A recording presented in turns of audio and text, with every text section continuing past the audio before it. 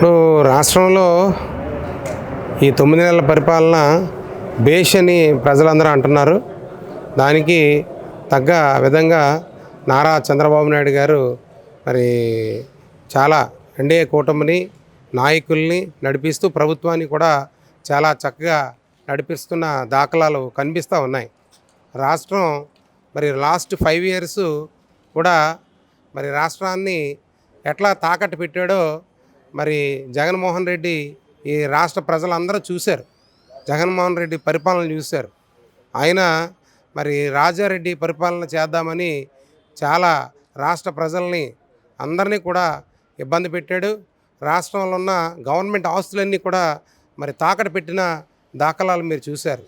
మరి నారా చంద్రబాబు నాయుడు గారు ఎన్డీఏ కూటమి ప్రభుత్వం వచ్చిన దగ్గర నుంచి కూడా మరి ఇటు మరి అమరావతి అలాగే విశాఖపట్నం రాష్ట్రం నలుమూలలో కూడా మరి చాలా చక్కనైన మరి పలు విధాల పథకాలు తీసుకొస్తున్నారు. అలాగే మెట్రో విశాఖపట్నం స్పెషల్లీ మెట్రో తీసుకురావడం, అలాగే రైల్వే జోన్ తీసుకురావడం, మరి రైల్వే జోన్లు పనులు కూడా తొందరగా తయారవుతున్న పరిస్థితి.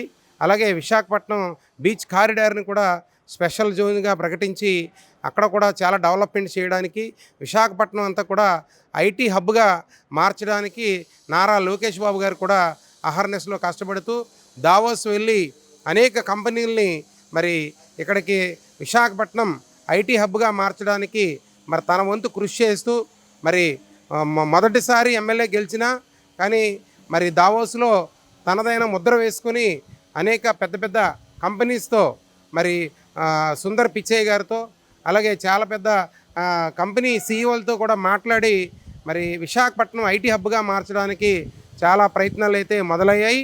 మరి విశాఖపట్నం రానున్న రోజుల్లో మరి చాలా గొప్పగా రాష్ట్రంలోనే ఆర్థిక రాజధానిగా మరి డెవలప్ అవ్వబోతూ ఉన్నది. జగన్ కానీ జగన్ అనుచరులు కానీ జగన్ మొత్తం ప్రజలందరినీ ఏపీ ప్రజలందరినీ మోసం చేశారనుకుంటున్నారు. నిజమేనండి. 100% జగన్మోహన్ రెడ్డి ఏపీ ప్రజల్ని మోసం చేయడం 100% చేశాడు. ఎందుకంటే ఆయన మరి ప్రభుత్వ ఆస్తులు అమ్మేసి పథకాలు నడిపించడం ఏంటండి? అతను అసలు సీఎంకి అన్ఫిట్ అండి. సీఎంకి అన్ఫిట్. అసలు అతనికి ఒక్క ఛాన్స్ అన్నారని రాష్ట్ర ప్రజలు ఒక ఛాన్స్ ఇద్దామని ఒక ప్రయత్నం చేస్తే రాష్ట్రాన్ని అంతా సర్వనాశనం చేసిన ఘనత ఎవరిదంటే మరి జగన్మోహన్ రెడ్డి గారికి దక్కుతుంది. తల్లిని చెల్లిని చూడలేనోడికి రాష్ట్ర ప్రజల్ని రాష్ట్రంలో ఉన్న అక్కచెల్లమ్మల్ని ఏం చూస్తాడండి? సొంత తల్లిని చెల్లినే ఇంటిలో నుంచి మరి పంపించేసిన వైనం ఆయన రాష్ట్రానికి ప్రథమ పౌరుడిగా పనిచేసి సొంత తల్లిని చెల్లినే చూడలేనాడు. ఈ రాష్ట్ర ప్రభుత్వాన్ని రాష్ట్ర ప్రజల్ని ఎలాగా అతను నడిపించగలడు? అసలు అతనికి అధికారము అనుకోకుండా వచ్చింది కానీ అదృష్టం కొలది వచ్చింది కానీ ఆయన రాష్ట్ర ప్రభుత్వం నడిపే దమ్ము లేదు, ధైర్యం లేదు. అసలు పరిపాలన యంత్రాంగం ఎట్లా చేసేయాలి, ఏ శాఖని ఎట్లా వాడాలి, ఏ శాఖని ఎట్లా నడిపించాలి, ఏ శాఖ ఎంత నిధులు ఇవ్వాలి, అసలు దాని మీద అవగాహన లేనుడు మరి జగన్మోహన్ రెడ్డి అని నేను తెలియపరుస్తూ ఉన్నాను. మరి రానున్న రోజుల్లో నారా చంద్రబాబు నాయుడు గారు, నరేంద్ర మోడీ గారు, పవన్ కళ్యాణ్ గారి నాయకత్వంలో ఆంధ్రప్రదేశ్ అంతా కూడా మరి పలు విధమైన ప్రాజెక్టులు కేంద్రాన్ని ఒప్పించి నరేంద్ర మోడీ గారు అండదండలతో డబుల్ ఇంజిన్ సర్కార్తో మరి ఆయన అండదండలతో మరి అనేక నిధులు వేల కోట్ల నిధులు తీసుకొచ్చి మరి పోలవరం ప్రాజెక్ట్ని మళ్ళీ మొదలుపెట్టిన మరి దమ్ము ధైర్యం ఉన్న నాయకుడు నారా చంద్రబాబు నాయుడు అని నేను తెలియజేస్తా ఉన్నా. జగన్ ఏమంటున్నారంటే నేనే ఉంటే ఈ పార్టీకి పథకాలు పడిపోయి అందరికీ హ్యాపీగా ఉండేవాళ్ళంటారు. అది చాలా తప్పండి. జగన్మోహన్ రెడ్డి ఇప్పటికే రాష్ట్ర ప్రజలను చాలా మోసాలు చేశాడు. అది చేస్తాను ఇది చేస్తానని ఎందుకు ఎగ్జాంపుల్ వికలాంగులకి రాష్ట్ర వ్యాప్తంగా 96,000 పెన్షన్లు తీస్తాడు. అంతా బినామీలు తీసుకొచ్చి వాళ్ళకి దొంగ పెన్షన్లు సృష్టించాడు. నిజమైన వికలాంగుడికి నిజమైన ఎస్సీ ఎస్టీలకి పెన్షన్లు అందలేదు, డప్పు కళాకారులకు పెన్షన్లు అందలేదు.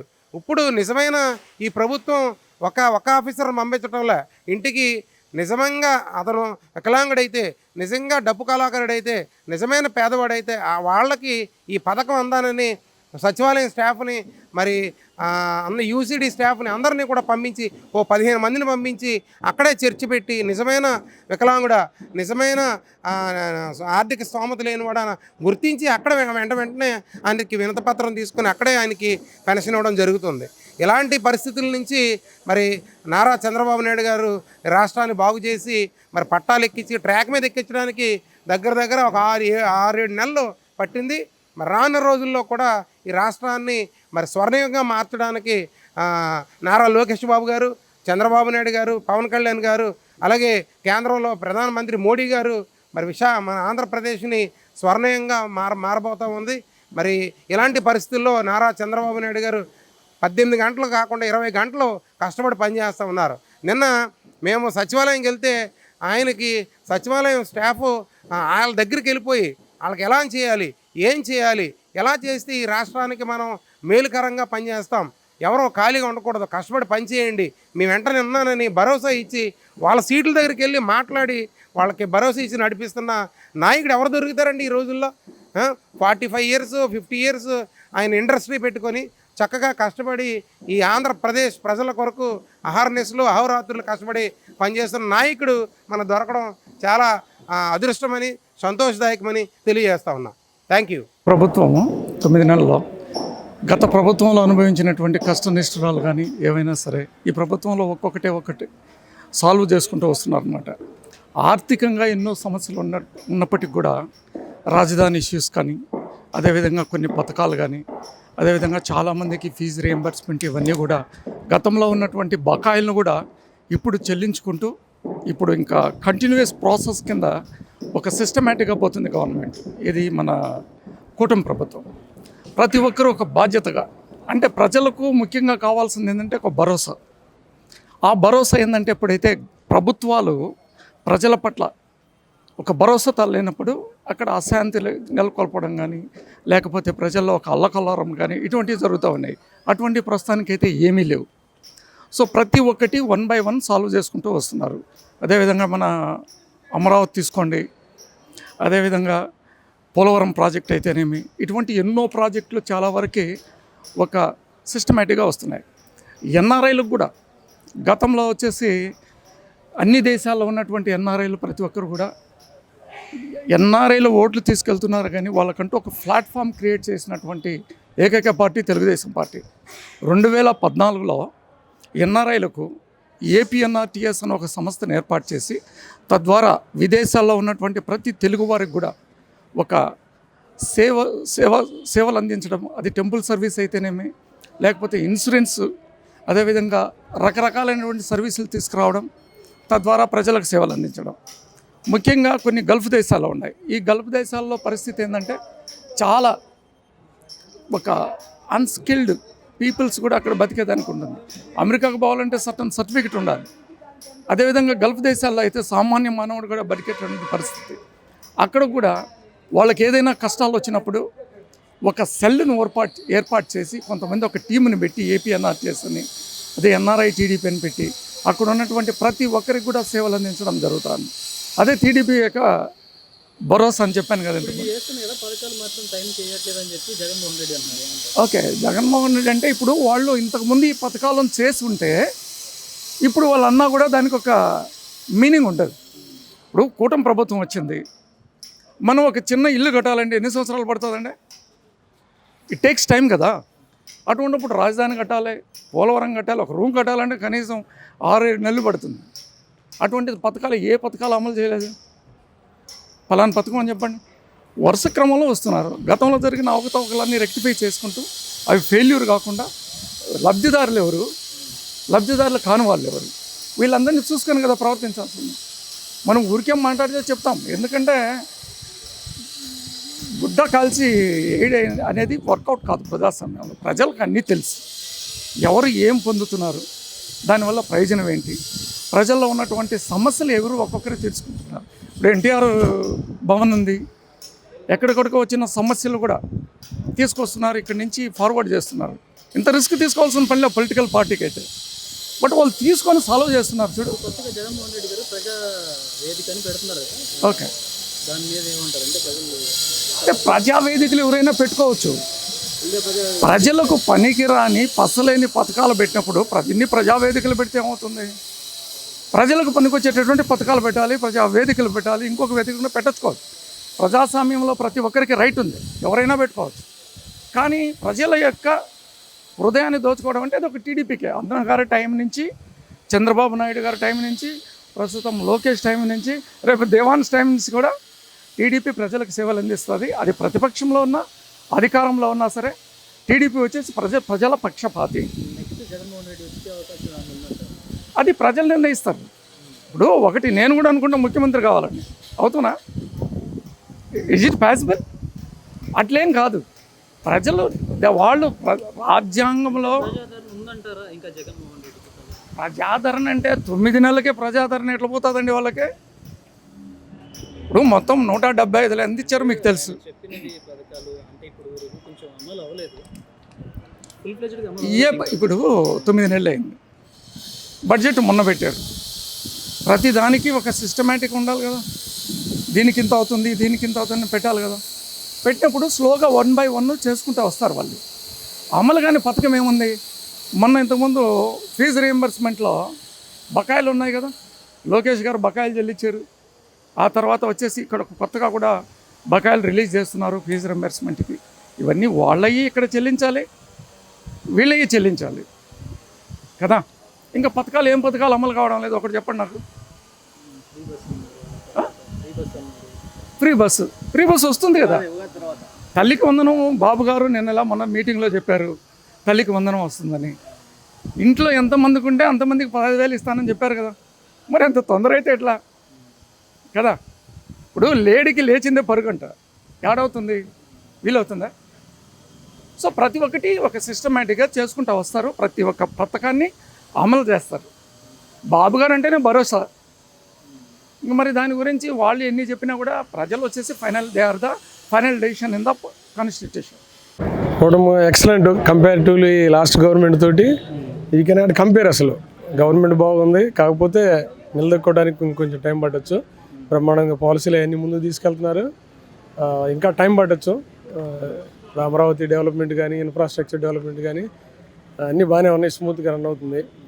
Hope they can do better అని అనుకుంటున్నాం. ఇంకా ముందు అంటే పథకాలు ఇంకా అమలు అవ్వలేదు కదా. అవుతుంది. ఏప్రిల్ నుంచి నాకు తెలిసి పథకాలన్నీ ఇప్పుడు స్కూల్స్ అవన్నీ రేపు ఓపెన్ చేస్తారు కదా, మే తర్వాత, అప్పటి నుంచి అవుతాయి. మిగతా ఆల్రెడీ జరుగుతూనే ఉన్నాయి కదా, స్కూల్లో ఒకటి తప్పితే మిగతా అన్నీ నడుస్తూనే ఉన్నాయి. ఇంకా రేషన్ కార్డ్స్ అన్నీ కూడా I think their census collect చేస్తున్నారు. అది తెలిసి అయిన తర్వాత P4 ప్రోగ్రామ్ ఇన్వెస్ట్మెంట్స్ అన్నీ కూడా ఏప్రిల్ తర్వాత నుంచి ఐ థింక్ పాజిటివ్గా ఇంకా మోర్ పాజిటివ్ ఉంటుందని అనుకుంటున్నాం. ల్యాండ్ ఆర్డర్ బాగుందండి. నాకు తెలిసి పొలిటికల్ ఇంటర్ఫిరెన్స్ చాలా ప్లేసుల్లో లేదు, కాకపోతే కంప్లైంట్స్ వస్తున్నాయి. అంటే పార్టీ క్యాడర్ నుంచి అంటే వాళ్ళు ఎక్స్పెక్ట్ చేసింది ఏంటంటే వైఎస్ఆర్సీపీ వాళ్ళు లాగానే మేము కూడా అంటే వాళ్ళని ఏదో ఒకటి రివెంజ్ తీసుకున్నట్టే, కానీ బట్ ఆ పద్ధతులు అయితే జరగట్లేదు. గవర్నమెంట్ ఇండిపెండెంట్గానే పోలీస్ ఆఫీసర్స్ అది కూడా లా అండ్ ఆర్డర్ సిచ్యువేషన్ పక్క ఉంటుంది. ఎక్కడ ఉన్నాయి, ఏం అరెస్టులు జరిగినాయి, ఎంతమంది జరిగినాయి, ఎంతమంది చెప్పు నువ్వు. ఎన్ని అరెస్టులా? వంశీ, పోసాని 2, 3, 4 ఉన్నారు. అసలు రోజుకి ఎంతమందిని అరెస్ట్ చేసేవాళ్ళు ఇంతకుముందు? ఒక రోజులో హౌస్ అరెస్ట్ ఎంతమంది చేసి చెప్పారు? ఎన్నిసార్లు 144 సెక్షన్ పెట్టారు? అసలు మీరు అడగకూడదు ఈ క్వశ్చన్. అసలు నేను చెబుతున్నా కదా, లా అండ్ ఆర్డర్ సిచ్యువేషన్ గురించేను మీరు అరెస్టుల గురించి ఎన్ని అడగకూడదు అసలు. ఖచ్చితంగా నేను చెబుతున్నా కదా, దేశం మొత్తం మీద 4-5 ఫింగర్స్ మీద లెక్క పెట్టచ్చు నువ్వు. రోజు కొన్ని వందలు హౌస్ అరెస్టులు, వార్డ్ అరెస్టు, ఈడ అరెస్టు, నోరు తెరిస్తే అరెస్టు, ఇంట్లోంచి బయటకు వస్తే అరెస్టు. ఇంకా లా అండ్ ఆర్డర్ గురించి ఎక్సలెంట్. ఇంకా దాని గురించి చెప్పాలి. సంక్షేమ కార్యక్రమాలు 1 డే చేయలేరు, బడ్జెట్ లేదు, మొత్తం అంతా బడ్జెట్ అంతా కొలాప్స్ చేసి ఫైనాన్షియల్ సిస్టమ్ వెళ్ళిపోతే దాన్ని రికవర్ అవ్వడానికి మళ్ళీ దాన్ని స్పెండ్ చేయడానికి మనీ కావాలి కదా. So working on that government నాకు తెలిసి వెరీ గుడ్ యాక్చువల్గా. నాకు తెలిసి ఇప్పుడు మధ్యలో రావడానికి వాళ్ళ అబ్బాయి ఎవరైనా ఇంకో మనవాడు ఎవరైనా వస్తే చెప్పలేం, కానీ జగన్కి అయితే అవకాశం లేదని అనుకుంటున్నాం మేమైతే. యాజ్ ఏ తెలుగుదేశం కార్యకర్తలుగా లీడర్గా మేమైతే అసలు రాకూడదు, రాడు కూడా నాకు తెలిసి. ఇంకేదైనా వాళ్ళ ఫ్యామిలీలో ఎవరైనా వస్తే ఎవరైనా రావచ్చాము, కానీ అతనికైతే ఛాన్స్ లేదు. అతను చేసిన బ్లండర్ మిస్టేక్లకి state of interest state administration collapse చేసి వెళ్ళిపోయాడు. నాకు తెలిసి ఎవరు ఇంట్రెస్ట్ లేరు. ఏదైనా ఉంటే వేరే పార్టీకి అదంతా స్విచ్ అవుతారు వాళ్ళు ఓటర్స్ కానీ వాళ్ళంతా కూడా ఆల్టర్నేటివ్ కోసం ఎత్తుకుంటారు ఆ గ్యాప్ ఫిల్ చేసి దానికి వేరే పార్టీలు. ఇప్పుడు మొదటిసారిగా పవన్ కళ్యాణ్ గారు డిప్యూటీ స్పీకర్ ఇచ్చారు. ఎట్లా ఉంది సార్ అక్కడ? బాగుందండి. పవన్ కళ్యాణ్ కానీ వాళ్ళంతా బాగుంది, బ్రహ్మాండంగా ఉంది. జనసేన కానీ ఎక్కడ ఎవరు ఇంటర్ఫేర్ అవ్వట్లేదు వాటిలో, వాళ్ళ పని వాళ్ళు నిజాయితీగా చేసుకెళ్తున్నారు. బాగుంది. So far excellent. మాకు తెలిసి కంప్లైంట్స్ ఏమి లేవు. బాగుంది. పరిపాలన అంటే లోకేష్ గారు ఒక్కరిదే ఉంది, అదంతా cabinet meeting, chief minister, deputy chief minister గారు, మిగతా మినిస్టర్లు అందరితో పాటు బాగుంది. ఆయనంటూ ప్రత్యేకంగా అట్లా ఏం చెప్పలేం కదా, అందరిది కలెక్టివ్. గతంలో మరి ఇప్పుడు ఎట్లా? పప్పు లేదు, ఏం కాదు. రెండు పక్కల సానం పెట్టిన కత్తి, ఇంకా అందుకంటే నేనేం చెప్పలేను. వాళ్ళు ఎవరన్నా అనుకుంటే అది పొరపాటు. ఇంకా అవన్నీ ఏం కాదు, బ్రహ్మాండంగా ఉంది. Is the polish leader, is capable to run the state, అంతే. Is excellent. Thank you. బాగుంది. వచ్చి 9 నెలలు అవుతుంది కదా, ఇంకా పథకాలు పూర్తి స్థాయిలో పథకాలు అన్నీ అమలు అవుతున్నాయి. చెప్పిన మాట ప్రకారం అమలు చేస్తున్నాడు. ఖచ్చితంగా కూటమి ప్రభుత్వం వచ్చి 9 నెలలు అయింది. చెప్పినవన్నీ అమలు చేస్తున్నాడు పథకాలన్నీ. ఒకరి తర్వాత ఒకరు జైలుకి వెళ్తున్నారు కదా, వాళ్ళేమో అక్రమ అరెస్టులు అంటున్నారు. దీన్ని ఎందుకు అక్రమ అరెస్టులు అండి? వాళ్ళు చేసిన పాపాలకు ఈరోజు చట్టపరమైన చర్యలు తీసుకుంటున్నారు, అంతే. అక్రమ అరెస్టులు అని ఎవరు చెప్పారు? వాళ్ళు ఎప్పుడైతే ఏమైతే గత 2019-24 వరకు ఏమైతే చేసినారో దానిపైన చట్టపరమైన చర్యలు తీసుకుంటున్నాడు కూటమి మన ముఖ్యమంత్రి గారు నారా చంద్రబాబు నాయుడు గారు. దాని అక్రమ అరెస్ట్ అని వాళ్ళు చెప్పుకుంటే ఏ విధంగా అవుతుంది? అక్రమ అరెస్టులు అంటే వాళ్ళు చేశారు. 2019-24 వరకు వాళ్ళు చేశారు అక్రమ అరెస్టులు. మా ప్రభుత్వంలో చేయలేదు. కూటమి గవర్నమెంట్ లా అండ్ ఆర్డర్ అంటే లా అండ్ ఆర్డర్ ఎలా పనిచేస్తుంది? బాగా పనిచేస్తుంది. లా అండ్ ఆర్డర్ బాగా పనిచేస్తుంది. ఖచ్చితంగా బాగా పనిచేస్తుంది. లా అండ్ ఆర్డర్ అనేది ఈ 9 నెలల్లోనే చేసి చూపించారు. లా అండ్ ఆర్డర్ ప్రాబ్లం అనేది గత ముందు ప్రభుత్వానితో పోలిస్తే ఈ లా అండ్ ఆర్డర్ ప్రాబ్లం అనేది 9 నెలల్లో బాగా చట్టపరమైన చర్యలు తీసుకొని బాగా పనిచేస్తున్నారు. వివేకానంద రెడ్డి హత్య కేసు ఇప్పటికీ అతిగతి లేదు కదా, దీని మీద ఏమన్నా కొలిక్కొచ్చే అవకాశం ఉందంటారా? ఖచ్చితంగా అరెస్ట్ అవుతాడు. ఖచ్చితంగా దీనిపైన జరుగుతూ ఉంది. ఖచ్చితంగా చట్టపరమైన చర్యలు, ఖచ్చితంగా జైలుకి పోతాడు. జగన్మోహన్ రెడ్డి జైలుకి పోతాడు. అతను ఎంపీ అవినాష్ రెడ్డి ఖచ్చితంగా జైలుకి పోతాడు, దాంట్లో డౌటే లేదు. ఇప్పుడు మొన్న రాంబాబు గారు ఏమన్నారంటే చంద్రబాబు గారు శకుని వేషం అయితే ఆయనకి కరెక్ట్గా సెట్ అయిపోద్ది అని చెప్పేసి అంటున్నారు. దీని మీద ఏమన్నా? సెకండ్ వేషం అతను వేసాడు కదబ్బా. సెకండ్ వేషం గత ముందు ఏ విధంగా చేశాడో, సెకండ్ వేషాలు చేసి ఏ విధంగా అనేది గత ప్రభుత్వంలో మేము కనలారా టీవీలో కానీ అన్నింటిలో చూసాం కదా. వాళ్ళు చేశారు. వాళ్ళు చేసిన తప్పులు కప్పపుచ్చడం కోసం ఈ విధంగా వాళ్ళు మాట్లాడడం కరెక్ట్ కాదు.